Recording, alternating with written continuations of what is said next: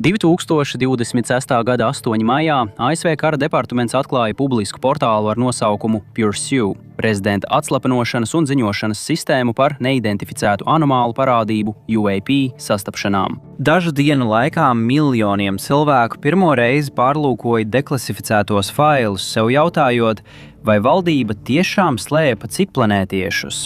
Mēs iedziļinājāmies nedaudz vairāk, nevis pašos novērojumos, bet gan ģeogrāfijā zem tiem. Un tieši tad kaut kas uzreiz šķita nepareizi. Štati ar visvairāk NLO ziņojumiem ir Nevada, Ņūmeksika, Misūri, Arkanzasa un Klusā okeāna ziemeļrietumi. Arī tur esošie sakopojumi nav nejauši. Uzzīmējiet tos uz kartes un sāk parādīties noteikts raksts, un kad to pamani, vairs nav iespējams nepamanīt. Pīdmonta, Misūri, 1973. gada 21. februāris. Regijs Bones vadīja savu vidusskolas basketbola komandu mājup pa ASV šoseju 60 Misūrī štatā. Aptuveni 20 jūdzes uz dienvidiem no pilsētas spoža gaismas stara taisni nolaidās no debesīm. Toreiz neviens Pīdmontā nezināja, ka viņa pilsēta atrodas tieši virs vienas no ģeoloģiski aktīvākajām lūzumu sistēmām Ziemeļamerikā. Zeme zem viņu kājām jau viņiem kaut ko vēstīja. Šis viens novērojums izraisīja lielāko NLO vilni desmitgadē. Dažu mēnešu laikā Pīdmontas policijas departaments bija reģistrējis vairāk nekā 500 zvanus no pilsētas ar 1500 iedzīvotājiem. Bija ziņojumi par skolotāju, kur vēroja, kā spīdošs objekts lidinās virs viņas lielopiem. Pēkšņi Pīdmonta kļuva par visvairāk apspriesto pilsētu valstī. Starp tiem, kurus tas piesaistīja, bija doktors Hārlijs Ratledžs, Dienvidaustrumu Misūrī štata universitātes fizikas nodaļas vadītājs. Laikā no 1973. līdz 1980. gadam viņš izvietoja profesorus, maģistrantus un pilotu Ozarkas kalnu grēdās ar universitātes līmeņa instrumentiem un neatstāja šo vietu 7 gadus. Tas, ko viņu komanda atklāja, ir grūti ignorējams. Gaismas visbiežāk parādījās pie noteiktiem kvarcu saturošu iežu atsegumiem. Šis raksts sakrita ar vietējo ģeoloģiju, bet ne ar vietējām lidostām, kas patiesība bija aprakta. Ne valdības dokumentos vai aculiecinieku liecībās, bet pašā zemē. Līdz 1981. gadam Ritleģis personīgi bija novērojis vairāk nekā 158 anomālus objektus. Viņš publicēja pilnu datu kopumu grāmatā ar nosaukumu Identifikācijas projekts, kas bija pirmais ilgtermiņa zinātniskais lauka pētījums par NLO, ko jebkad veicis fiziķis ar akadēmisku kvalifikāciju. Preze par to rakstīja dažas nedēļas, un tad viss apklusa. Ritleģis nomira 2006. gadā, nesaņemot nevienu federālo pētījumu grantu savu darba veikšanai. Viņa identificētais modelis nākamos 40 gadus palika neizmantots. Paskatieties, kur šie divi kopumi atrodas kartē. Pīdmonta, Misūrī štatā un Jakīmas rezervāts dienvidcentrālajā Vašingtonā, gandrīz 1200 jūdžu attālumā viens no otra. Abi atrodas uz visvairāk saspringtās zemes savā valsts daļā. Pīdmonta atrodas tieši virs Ņūmadridas seismiskās zonas. 1811 un 1812 gadā šeit notika tik spēcīgas zemestrīces, ka baznīcu zvani skanēja pat Bostonā, Masačūsetsā. Misisipi upe uz īsu brīdi tecēja pretējā virzienā. Jakīmas koridors atrodas kaskādas subdukcijas zonā, kur vesela tektoniskā plāksne aktīvi ienir zem Ziemeļamerikas kontinenta. Tā ir dzinējspēks aiz katra vulkāna Klusā okeāna ziemeļrietumos. Svētā Helēnas kalns, Reinīra kalns, Topenišas grēda, kur ugunsdzēsības kontrolieris Bils Fogels izvietoja uguns novērošanas posteņus uz tās pašas sistēmas sānu atzara. Jakīmas rezervātā Fogela uguns novērotāji kopš 1970. gadu sākuma bija ziņojuši par mirgojošām sarkanām gaismām un gaismas lodēm, kas lielā ātrumā pārvietojas pāri lejai. Fogels nosūtīja lietu astronomam, kurš strādāja gaisa spēku projektā Zilā grāmata, un pēc pilnīgas lauka izpētes un izmeklēšanas 1974 un 1975 gadā viss datu kopums gadiem ilgi stāvēja mapē skapī. Tad ir Ņūmeksikas kopas, kas izvietotas gar Rio Grande rifta zonu, stiepjoties no Kolorādo līdz pat Meksikai. Saskaņā ar Nacionālā NLO ziņošanas centra datiem Linkolna apgabalā Nevadā ir aptuveni 821 novērojums uz 100 000 iedzīvotāju. Tas ir augstākais rādītājs visā valstī. Linkolna apgabals atrodas Baseina un Grēdas provinces malā. Visa zemes garoza tur tiek izstiepta plaisāšanas rezultātā. Arī Arkanzas štatā ir aktivitāte gar Ņūmadridas sistēmas dienvidu galu. 70. un 80. gados reportieri redzēja atsevišķus stāstus.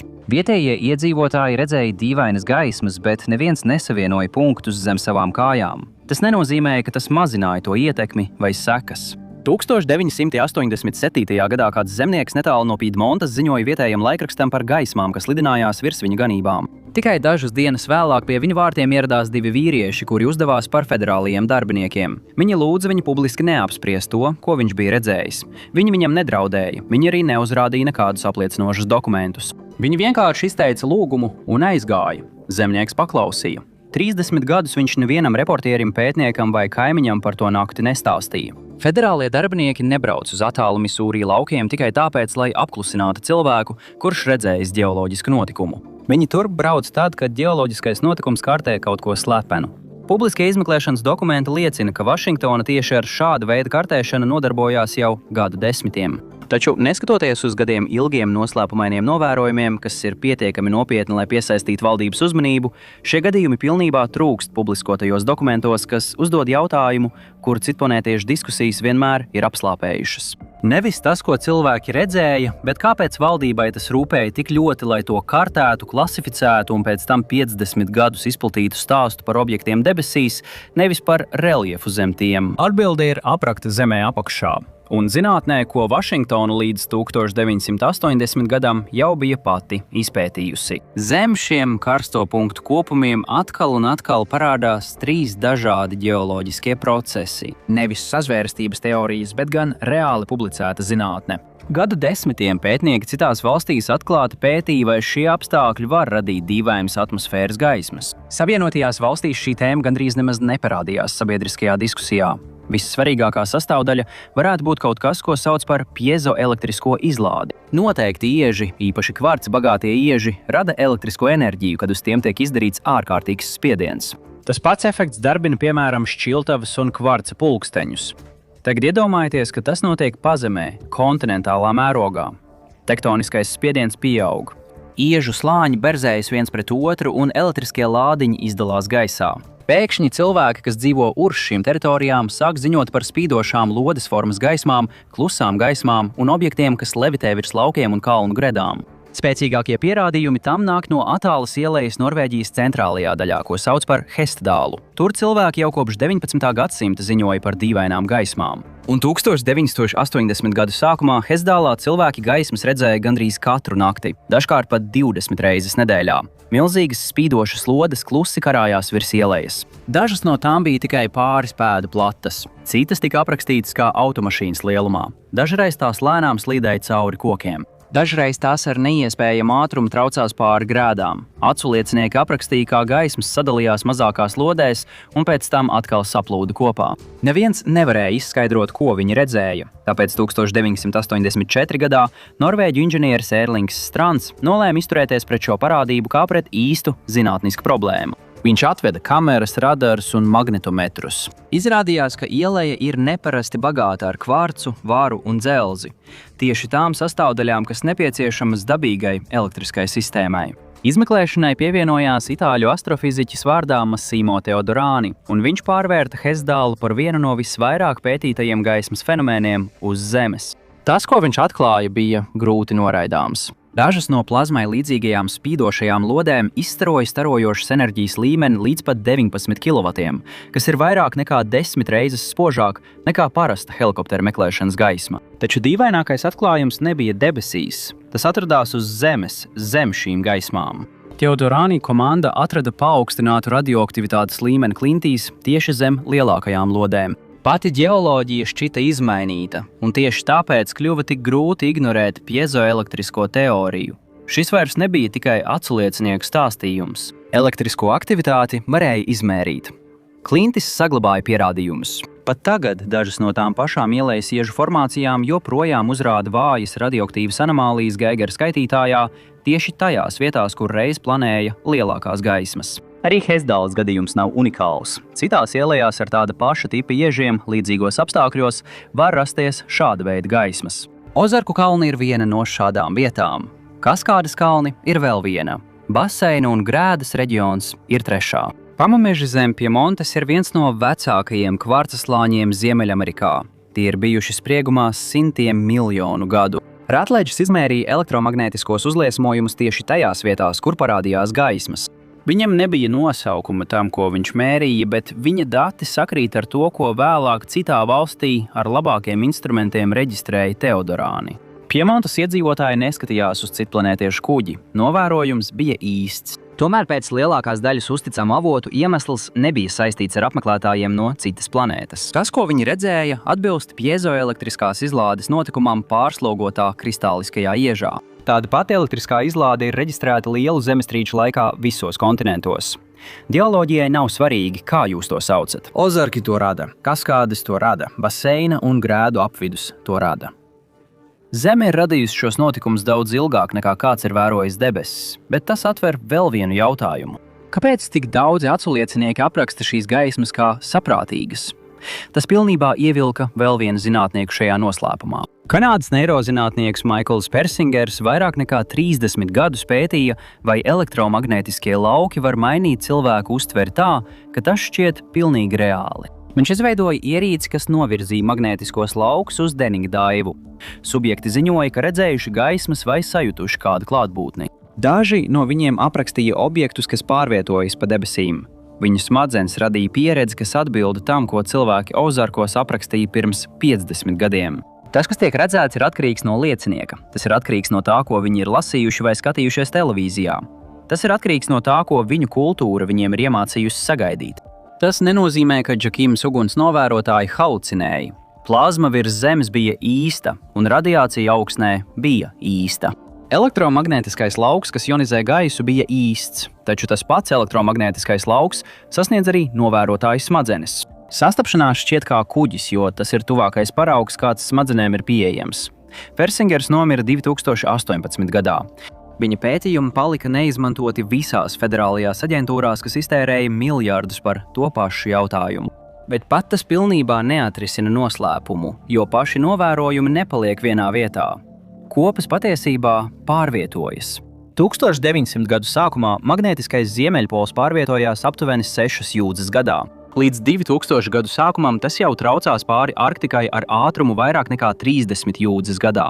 Britu ģeoloģijas dienestam 2019. gada modeļa atjauninājums bija jāizdod ātrāk nekā plānots, jo pols pārvietojās ātrāk nekā iepriekšējā versija spēja izsekot. Un polam pārvietojoties, ar tektonisko spriegumu un plazmas veidošanos saistītie elektromagnētiskie apstākļi pārvietojas tam līdzi. Un tieši šīs novirzes iemesla dēļ stāsts sāk šķist gandrīz neticams. Dziļi zem Zemes garozas, tūkstošiem jūdžu zem virsmas, ārējā kodolā atrodas divas milzīgas izkusuša dzelzs upes, viena zem Kanādas, otra zem Sibīrijas. Tās rada konkurējošus magnētiskos spēkus, kas nepārtraukti velk viena pret otru, reāli laikā pārveidojot planētas magnētisko lauku. Pēdējo pāris desmitgažu laikā Sibīrijas puse ir uzvarējusi, tāpēc magnētiskais pols strauji attālinās no Kanādas Arktikas un virzās uz Krieviju. Un mainoties šim līdzsvaram zem Zemes, mainās arī virs tā esošais magnētiskais lauks, taču tas nav vienmērīgs. Zemes magnētiskais lauks nav glūda aizsargājoša čaula, kas aptver planētu. Tas ir izkropļots un pilns ar kabatām, kur magnētiskais lauks kļūst neparasti spēcīgs vai neparasti vājš. Tas nozīmē, ka ar tektonisko spriegumu, plazmas veidošanos un iespējams pat cilvēka uztveri saistītie elektromagnētiskie apstākļi nav uz visiem laikiem piesaistīti vienai vietai.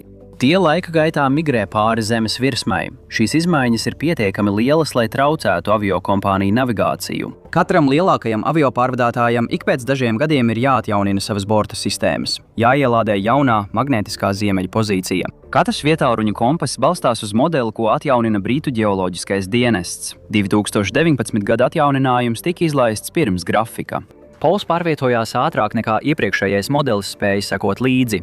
Piloti, kas lido pāri Arktikai, tagad izmanto citādas kartes nekā pirms 10 gadiem. 2009. gadā Stanstedas lidostai netālu no Londonas nācās fiziski pārenumerēt savu skrejceļu no 2305 uz 2204, jo bija mainījusies magnētiskā orientācija. Tampas starptautiskā lidosta izdarīja to pašu 2011. gadā. Tas pats izmaiņu iemesls, kas liek veikt šīs atjaunināšanas, ir tas pats, kas pārvieto UAP koridorus. Atgriezīsimies uz Misūri.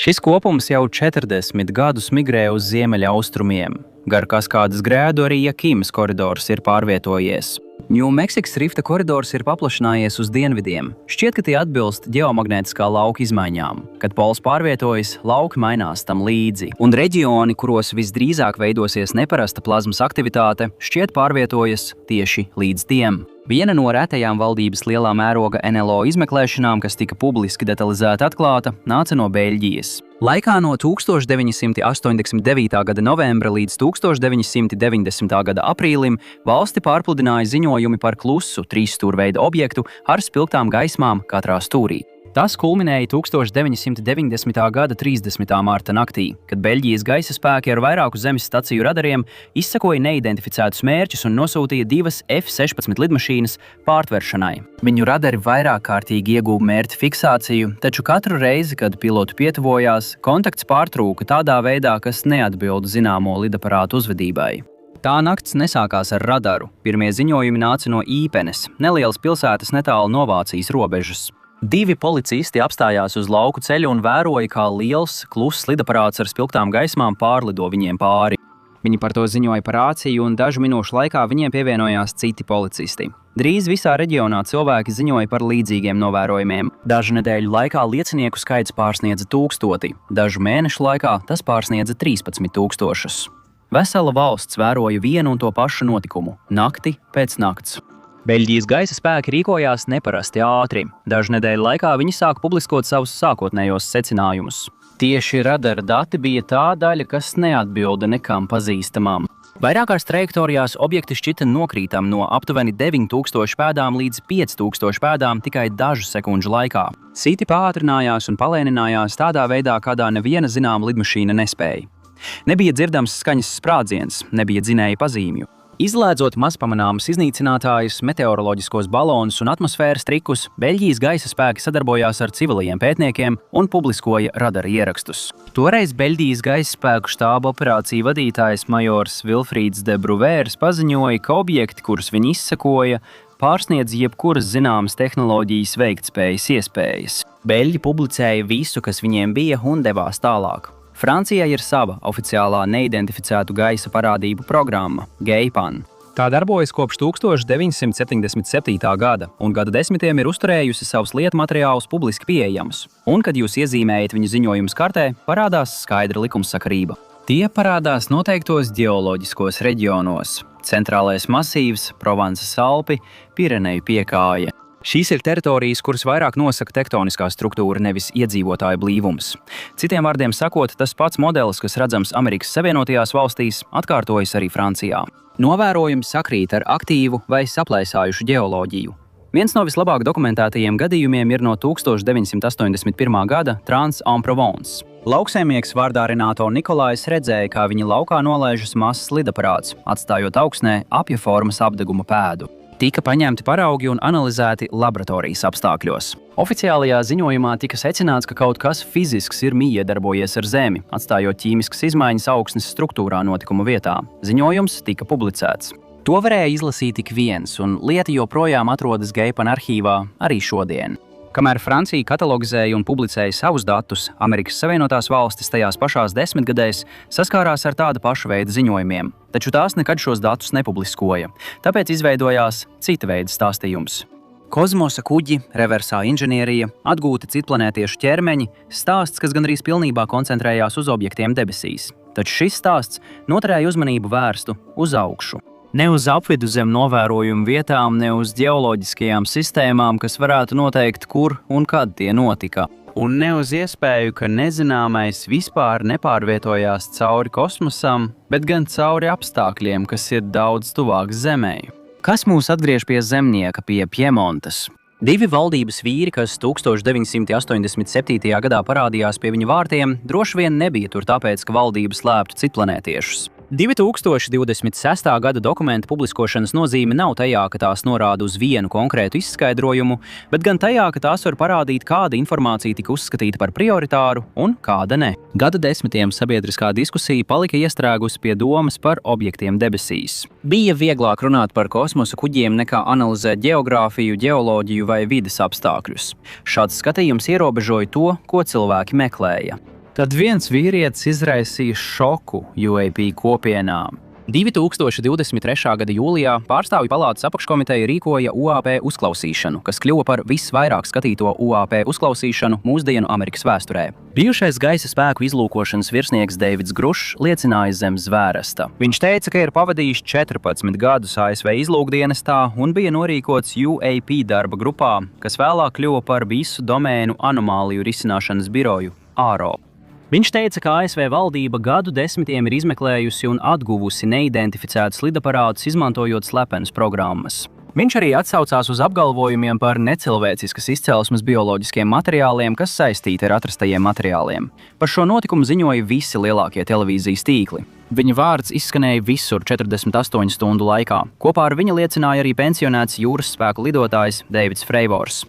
Freivors bija FA-18 eskadriļas komandieris, kad viņa apkalpe 2004. gadā pie Kalifornijas krastiem sastapās ar tagad jau slaveno Tic-Tac objektu. Vēl viens liecinieks, Ryans Greivs, liecināja, ka viņa eskadriļa 2014. un 2015. gadā gandrīz katru dienu kontrolētajā gaisa telpā pie Virģīnijas krastiem izsekoja neidentificētus objektus. Pentagons noliedza, ka Gruša programma pastāvētu. ARRO nākamajā gadā publicēja ziņojumu. Tajā netika atrasti nekādi pierādījumi par citplanētiešu tehnoloģijām. Atšķirības starp Gruša liecību un oficiālo ierakstu lika sabiedrībai iestrēgt vienās debatēs. Vai valdība slēpa citplanētiešus? Visa šī diskusija ignorēja lielāko jautājumu. Patiesais spiediens uz Vašingtonu nāca no ārzemēm. 2024. gadā ķīniešu pētījumi par ģeomagnētiskām anomālijām un spriegumu izraisītiem elektriskiem efektiem iežos sāka atklāti parādīties recenzētos zinātniskos žurnālos. Šie pētījumi bija saistīti ar tādām institūcijām kā Ķīnas zemestrīču administrācija un lielākajām universitātēm Pekinā un Šanhajā. Pētnieki modelēja, kā tektoniskais spriegums var radīt izmērāmas elektriskās un plazmas parādības atmosfērā. Terminoloģija un metodes cieši līdzinājās pētījumu virzieniem, kas tika izpētīti Amerikas Savienotajās valstīs jau 10 gadu iepriekš, taču nekad pilnībā netika apspriesti publiskos zinātniskos kanālos. No Pekinas skatu punkta tas nemaz nebija NLO pētījums. Tā bija zemestrīču zinātne, tā bija ģeoloģija. Tas radīja tūlītēju stratēģisku problēmu. Kad pretinieks sāk publicēt līdzīgus pētījumus atklātā zinātniskajā literatūrā, slepenība vairs nedarbojas tā, kā tā bija paredzēta. Vašingtona vairs nesargāja noslēpumu, tā vienkārši bija lēnāka par savu konkurentu, izmantojot informāciju, kas abām pusēm jau bija pieejama. Tas nozīmē, ka bija jānotiek pārmaiņām. ARO tika izveidota 2022. gadā un paplašināta ar turpmāko aizsardzības likumdošanu 2024. un 2026. gadā. Publiski tās misija palika nemainīga – izmeklēt neidentificētus anomālus fenomenus. Iekšēji uzsvars tika likts uz vides un sensoru datiem. Tā kārtēja elektromagnētiskos apstākļus, atmosfēras efektus un sensoru anomālijas plašos geogrāfiskos reģionos. Pašreizējais direktors ir fiziķis vārdā Džons Koslovskis. Viņš ir liecinājis senātā, ka birojs nevienā izskatītajā gadījumā nav atradis nekādu ļoti pārbaudāmu pierādījumu par ārpuszemes izcelsmi. Tā bija skaidra noraidīšana no aģentūras, no kuras sabiedrība sagaida, ka tā būs citplanētiešu mednieki. Gandrīz neviens lielais mēdījis šo daļu necitē. Tā patiesībā ir garlaicīga citāts. Uzkrītošākais stāsts turpina iegūt ētera laiku, bet īstais darbs turpinās aizkulisēs. 2026. gada februārī prezidenta rīkojums uzdeva veikt pilnīgu UAP saistīto ierakstu pārskatīšanu un publiskošanu. Apjoms bija plašs. Tas ietvēra Kara departamentu, Nacionālās izlūkošanas direktora biroju, NASA, FIB, Enerģētikas departamentu un ARO. Liela daļa no šiem failiem vispār nebija par UAP, tie bija saistīti ar vidi. Koridoru kartes, elektromagnētiskā fona mērījumi un ģeomagnētiskie pārklājumi, kas saistīti ar sensoru darbību un ģeogrāfiskām anomālijām. Tas viss parādījās kongresa protokolos, taču par to publiski gandrīz netika ziņots tālāk.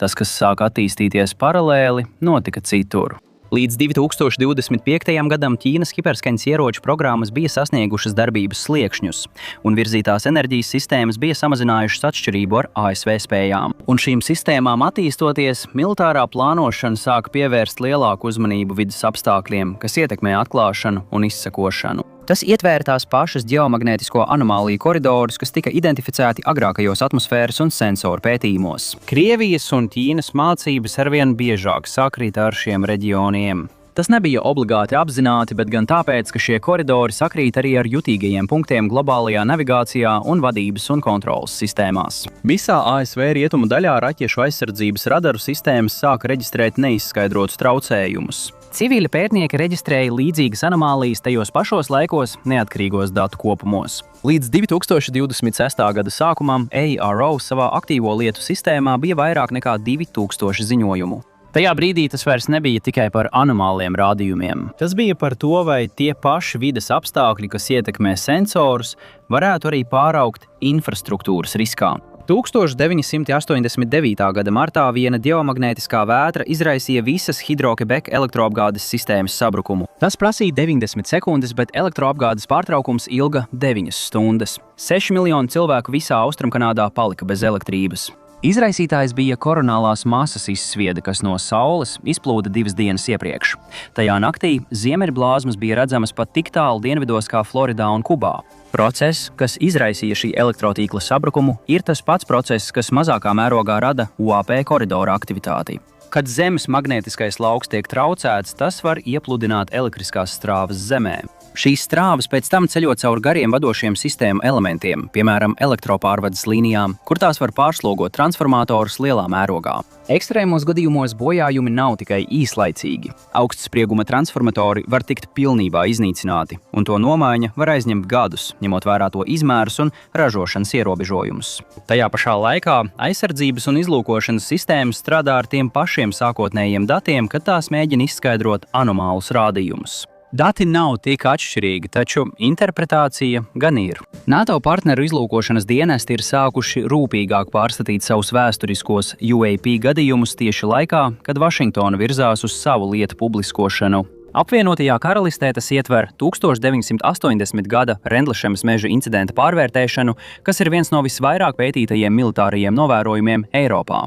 Tajā iesaistīts ASV gaisa spēku personāls, kas bija dislocēts RAF Bentwaters bāzē un vairāku nakšu laikā ziņoja par dīvainām gaismām, kas pārvietojās cauri kokiem netālu no bāzes. Bāzes komandiera vietnieks Čārlzs Holts ierakstīja notikumu tā gaitā, aprakstot spīdošus objektus, kas pārvietojās mežā un ap to, kā arī dīvainas instrumentu rādījumus uz Zemes. Svarīgi nav tikai tas, kas tika ziņots, bet gan tas, ka šie senie gadījumi vispār tiek atkārtot izskatīti oficiālās institūcijās pēc gadu desmitiem ilgas relatīvas klusēšanas. Tas viss notiek sadarbībā ar amerikāņu kolēģiem. Tas liecina par sabiedroto kopīgu rīcību, nevis tikai vienas valsts lēmumu. Savienotajās valstīs kara ministrs Pīts Hegsets publiski ir paudis atbalstu prezidenta rīkojumu izpildēji par ar UAP saistīto dokumentu publiskošanu.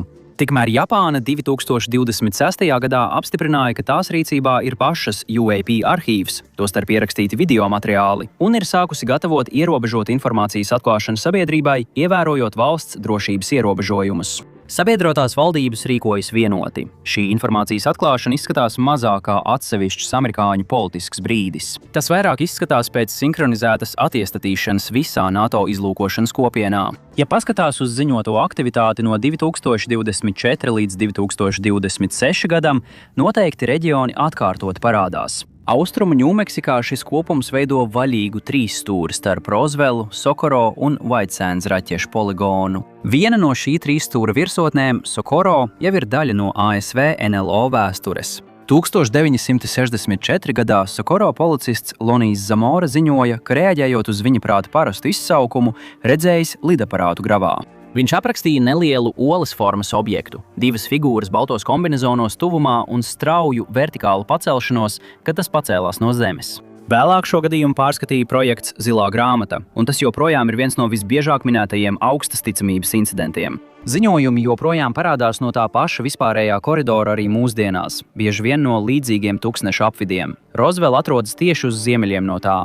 Tagad pilsēta griežas ap šo mitoloģiju, taču ziņojumu reģions ir lielāks nekā cilvēki domā. Apkārtējā apgabalā joprojām tiek novēroti jauni gadījumi, lielākoties par tiem vietējie neraksta. Zem Roswellas esošā ģeoloģija ir tāda pati saspringta kristāliskā ieža kā Ozarkos, kas radīja aktivitāti tur. Gaismas parādās, jo tās rada pati Zeme. Tālāk uz rietumiem Pudžets līča reģionā aktivitāte pieauga 2024 un 2025 gadā, piesaistot periodisku reģionālo preses uzmanību. Novērojumi tika ziņoti gar koridoru, kas iet gar Kaskādes kalnu rietumu pakājiem, stiepjoties no iekšzemes ielām līdz pat piekrastei. Tas atrodas paralēli tai pašai subdukcijas zonas ģeoloģijai, kas pirms 50 gadiem izraisīja topenišas aktivitātes. Tas pašus modeļus novēroja visā Ziemeļarkansā 2024 un 2025 gadā Ozarkas plato koridorā. Šis ir reģions, ko raksturos saspiesti nogulumiežu slāņi un vecākas magmatiskās iežu veidojumi, kas ilgstoši pakļauti tektoniskam spriegumam. Ziņojumi parasti nāk no lielopu audzētājiem, medniekiem un upes gidiem pie Buffalo upes. Viņi visi ir cilvēki, kas labi pārzina nakts debesis un vietējo lidaparātu kustības. Laika gaitā ziņotās aktivitātes centrs šķietami atrodas nedaudz uz dienvidiem un austrumiem no agrākā kopuma, kas saistīts ar 70. gadu novērojumiem šajā reģionā. Nevadas koridorā aktivitāte ir daudz rūpīgāk dokumentēta. Laikā no 2025. gada jūlija līdz decembrim vairāki aculiecinieki ziņoja par spīdošu lodīšu veidojumiem virs plašākā Nellis gaisa spēku bāzes apmācību poligona. Daži no aculieciniekiem bija ārpus dienesta esošais militārais personāls, kas bija pazīstams ar vietējām lidojumu operācijām. Enigma Labs databāze apstiprināja video ierakstu ar 3 mirgojošām lodēm, kas pārvietojās formācijā virs Nellis 2024. gada 16. aprīlī. Līdz 2025. gadam Nevadas datu kopā kopš 2023. gada bija uzkrāti vairāki simti reģistrētu un pārskatītu novērojumu, padarot to par vienu no visblīvāk ziņotajiem reģioniem Amerikas Savienotajās valstīs pēdējos gados. Tās nav atsevišķi stāsti. Tas ir viens un tas pats stāsts, kas atkārtojās dažādos identiskas ģeoloģijas apgabalos. Uzliec tos visus uz publicētajiem lūzumu datiem, uzliec tos uz ģeomagnētiskās intensitātes pārklājumiem un parādās viena karte. Tā ir karte, ko Vašingtona ir glabājusi jau pusgadsimtu. Pirmā Pentagona publiskošana ietvēra 161 failu, no kuriem lielākā daļa bija stipri rediģēti. Izplatīšana tika koordinēta starp vairākām aģentūrām, bet, kad analītiķi sāka šķirot arhīvu, tā struktūra kļuva interesantāka nekā jebkurš atsevišķs dokuments. Nebija viena konkrēta pierādījuma kategorija, bija vairāki slāņi. Vecāki NASA attēli, kuros bija neatrisinātas vizuālas anomālijas, kuras aģentūra nekad oficiāli neizskaidroja. Astronautu atskaites piezīmes, kurās aprakstītas neidentificējamas gaismas parādības Apollo laikmeta misijās, un jaunāki militāro sensoru ieraksti, kuros redzami gaisā esoši objekti, kas infrasarkanajā spektrā tika izsekoti, bet nekad neatbilda zināmajām lidmašīnām vai atmosfēras efektiem. Citiem vārdiem sakot, šie faili nestāstīja vienu stāstu. Tie atkārtoja vienāda veida novērojumus dažādos laikmetos un ar dažādām sistēmām. Tad jau pirmajā nedēļā skaits mainījās. 161 fails kļuva par 158. Kara departaments neizdeva nekādu publisku paziņojumu par to, kas tika izņemts vai kāpēc. Ja skatās atsevišķi, tas izskatās pēc administratīvas korekcijas. Aplūkojot to kopā ar ģeofizikālo kontekstu, tas liecina, ka publiskotais ir tikai neliela daļa no ilgstošiem ierakstiem, kas saistīti ar ģeogrāfiskiem koridoriem, kuros ziņojumi atkārtot koncentrējas. Liela daļa materiāla sakrīt ar ilgstošiem novērojumu modeļiem tajos pašos ģeogrāfiskajos reģionos, un vairākos gadījumos redakcijas šķiet atrodas tieši tur, kur šie modeļi visvairāk pārklājas. Arī laika izvēle ir ievērojama. Lēmums publiskot tagad, nevis nākamgad vai pēc 5 gadiem, ir saistīts ar konkrētu termiņu. 2025. gada pasaules magnētiskais modelis būs derīgs 5 gadus. Līdz 2030 gadam tiks izlaists nākamais lielais atjauninājums. Lauka izmaiņas, kas uzkrājās pa vidu, prasīs būtisku pārkalibrēšanu. Vašingtonas rīcībā esošā koridora karte, kas glabājusies 50 gadus, vairs neatbildīs realitātei uz vietas. Vēsturiskie ieraksti tiek publiskoti tagad, kamēr mūsu veids, kā mēs nolasām situāciju uz vietas, jau mainās. Mainoties magnētiskajam laukam, vecākas kartes vairs nesakrīt ar to, ko šodien rāda sensori un modeļi. Tāpēc viens un tas pats materiāls ilgi nav aktuāls. Tas, kas pēc tam tiek pārbūvēts, parasti ilgi nepaliek publiski pieejams. Taču neviens no tiem, kas to piedzīvo uz vietas, to neredz. Un tas atgriež stāstu pie lieciniekiem, cilvēkiem uz vietas. 2024. gada beigās kāds kongresa darbinieks piezvanīja Misūrī zemniekam uz mājām. Viņi nebija no UAP biroja, bet gan no apakškomitejas par elektromagnētisko infrastruktūru. Darbinieks jautāja, vai viņam vēl ir piezīmes no 1987. gada. Datumi, virzieni un laiki. Zemnieks bija saglabājis visu. Viņš nokopēja lapas un nosūtīja tās uz Vašingtonu. Viņš nejautāja, kāpēc. 2026. gada sākumā viņa stāsts parādījās atkal, bet ne ar viņu vārdu. Tas bija apraksts slēpenā pielikumā Kongresa ziņojumam, kas skāra ģeomagnētiskās svārstības un elektrotīkla uzticamību. Novērojums tika ierakstīts kā viena rinda lielākā dokumentā par infrastruktūras riskiem un magnētiskiem traucējumiem. Tāds ir pilns klusuma sekas. Aizsargāts tīkls un sabiedrība, kas 40 gadus skatījās debesīs, kamēr īstais stāsts bija zem tām. Viņš joprojām nezina, ko redzēja virs tā lauka. Gaisa spēki viņam nekad nepateica. Abi federālie darbinieki viņam nekad nepateica. Kongresa darbinieks 2024. gadā viņam nekad nepateica. Neviens no paneļa, kas lasīja pielikumu, viņam nekad nepateiks. Ceļš uz viņa saimniecību joprojām ir tur. Priežu koki uz nogāzes un klints apakšā joprojām ir tur, pastāvīgi zem spiediena. Gaismas joprojām ik pēc pāris gadiem atgriežas pār tiem pašiem kalnu grēdām, kur Ratlidžs 1973. gadā uzstādīja savas kameras. Vietējie vairs nezvan uz avīzi. Viņi stāv lauka malā un vēro, kā tās gaismas karājas gaisā, līdz tās atkal aizslīd pāri kokiem. Bet gaismas nekad nebija noslēpums. Noslēpums bija zeme. Bet kāda iemesla dēļ valdība nevēlas, lai jūs to zinātu? Paldies, ka šodien pievienojāties man. Ceru, ka jums patika video. Ja vēlaties redzēt vēl vairāk šādu video, lūdzu apsveriet iespēju abonēt un ieslēgt paziņojumus. Tas tiešām ir svarīgi. Vēlreiz paldies un tiekamies nākamreiz raidījumā MapPack.